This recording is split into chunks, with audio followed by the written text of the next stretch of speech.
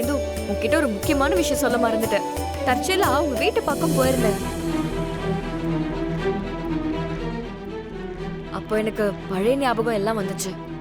நான் ரொம்ப எமோஷனல் ஆயிட்டேன். ஆனா அங்க சிச்சுவேஷன் ரொம்ப மோசமா இருந்தது. என்னாச்சுக்கா? அந்த வீட்ல அப்படி என்ன பிரச்சனை? மகா, இந்து வாழ்ந்த அந்த வீட்டை இப்போ பாரா மாத்தி வச்சிருக்காங்க.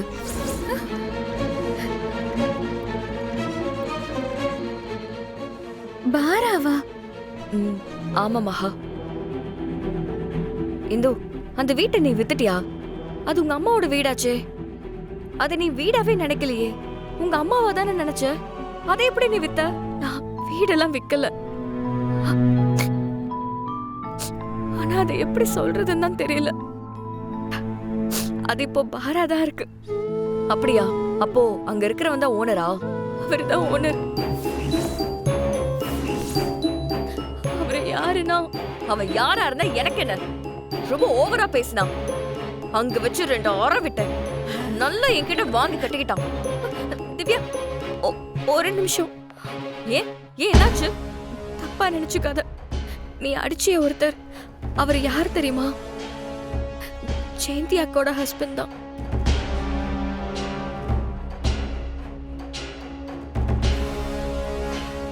அக்கா, நீங்க தான் அவரோட ஒய்ஃப்னு தெரியாம. நீ தான் என் வீட்டுக்காரரை அடிச்சியா? இந்த கைதான் அவரை அடிச்சுதா? இந்த கைதானே?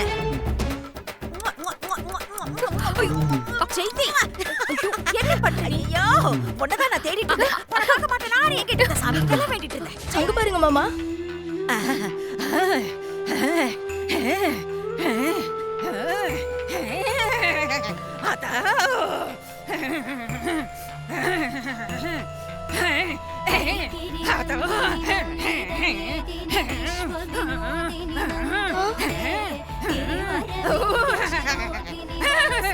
ஏய் லூசு, ஜெயந்தி சாமி வந்து ஆடிட்டியா? டான்ஸ் ஆடுறான்னு சொல்ற? மாமா மாமா மாமா இல்ல மாமா, சாமி வந்தாலும் ஆடல மாமா. நான் வரும்போதுதான் சாமி வந்திருக்கும்னு நினைக்கிறேன். நான் பார்த்தேன் மாமா, சத்தியமா. ஏய் என்ன உளற? இல்ல மாமா, நான் வரும்போதுதான் இப்படி டான்ஸ் ஆடிட்டு இருந்தேன் மாமா. சத்தியமா மாமா, சத்தியமா. ஏய் அவளை பார்த்தாலே தெரியல சாமி வந்து ஆடுறான்னு.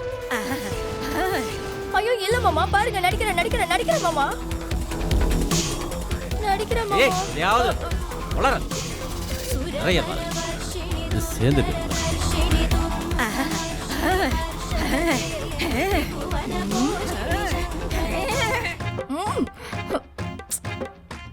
இவரு வேற நம்ம சொல்றத நம்பாம போயிட்டாரே. என்ன பண்றது?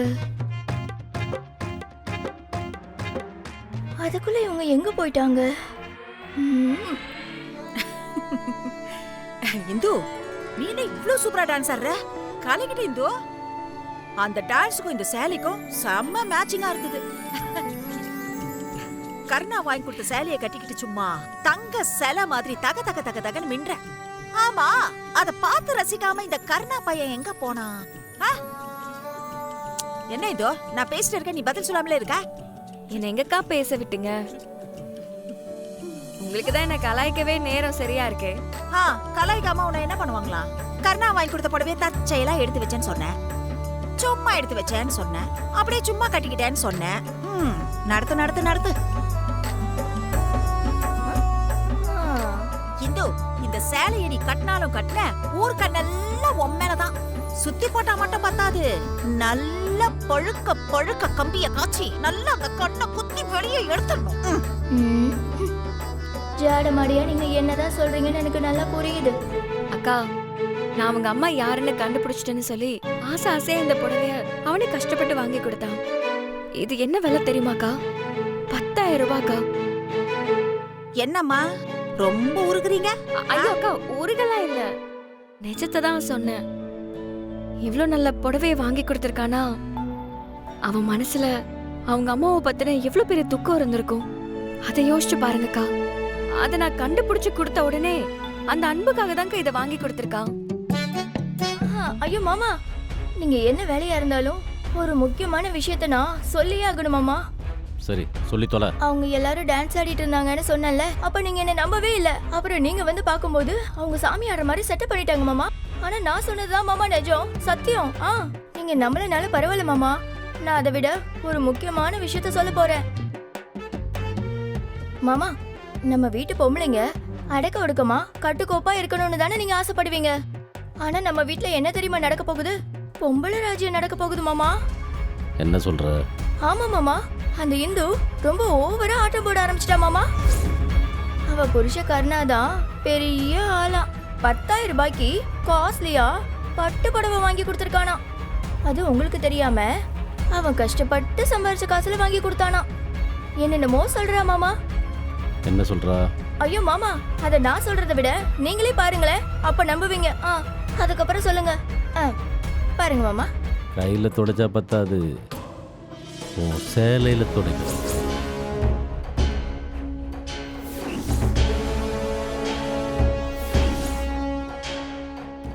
அது எப்படி தொடப்பா? அது அவளுக்கு அவ புருஷன் வாங்கி கொடுத்த புடவையாச்சே. அதுவும் காஸ்ட்லியான புடவை. அவரு ரொம்ப கஷ்டப்பட்டு சம்பாரிச்சு வாங்கி கொடுத்திருக்காரு. அவளுக்கு அந்த புடவை அவ்வளோ வசதி. நீங்க எவ்வளவு சொன்னாலும் அவள அந்த புடவையில துடைக்க மாட்டா மாமா.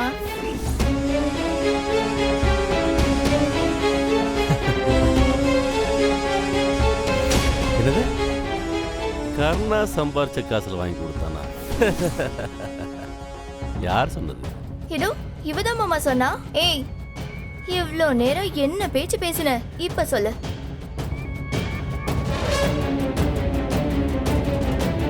வந்து தொடன்னு சொல்லு.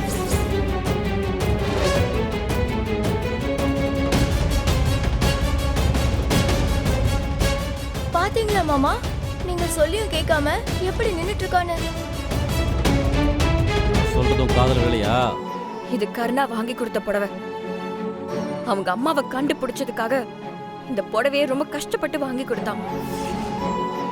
இந்த புடவையை வச்சு தெரிது. என்னது?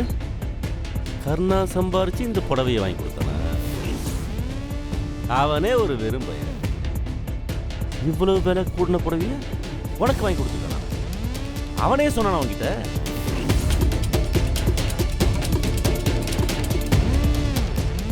புது பொண்டாட்டியை மயக்கிறதுக்கு ஒரு ஆம்பளை முன்ன பின்ன சொல்றது தான். ஆம்பளை இப்படித்தான் 1000 சொல்லுவான். கேட்கிற பொம்பளை உனக்கு அறிவு வேண்டாம்?